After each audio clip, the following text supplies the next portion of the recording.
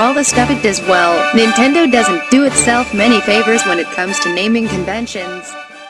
After the messy and confused messaging of the Wii U and the perhaps even more confusing 2DS, it's now gone and named its latest 3DS the new Nintendo 3DS. To add to the confusion, there are two different models, a standard new 3DS and the new 3DS XL. Why the distinction? The new 3DS proper comes with interchangeable faceplates, while the new 3DS XL sports a larger screen. Just looking at them, though, you wouldn't be able to tell much difference between these and their prior form.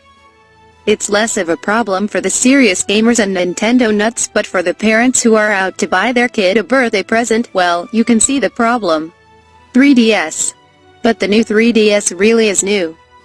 The alterations might not immediately strike you, many are under the hood, but the handheld has undergone a number of beneficial tweaks.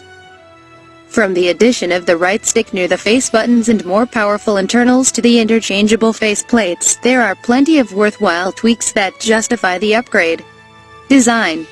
I've never had a problem with the design of the 3DS, and clearly neither has Nintendo. The clamshell shape is as familiar as ever, although it has been bumped up a smidge in size to accommodate a slightly larger display. New 3DS review. As an added bonus, Nintendo has granted the power of interchangeable faceplates to this smaller model.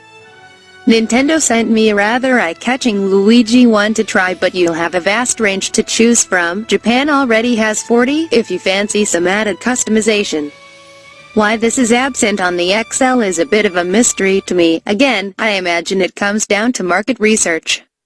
The system itself also comes in a number of styles and colors. There's the classic red, black and blue, black combinations. But Nintendo has also announced or already launched Pokemon-themed versions, lime green, pink and galaxy-themed iterations of the handheld as well. New 3DS review. Open it up and, again, it's a familiar sight. As a nice little touch, the face buttons now replicate the colors of those on the SNES controller. But the biggie is the one we've been waiting on for far too long, a second analog stick. Read. The best Nintendo 3DS games. Don't be fooled by that puny-looking gray nib that's sprouted on the right-hand side. It's a fully-fledged C-stick capable of 360-degree movement. It feels stiff, but it's surprisingly sensitive.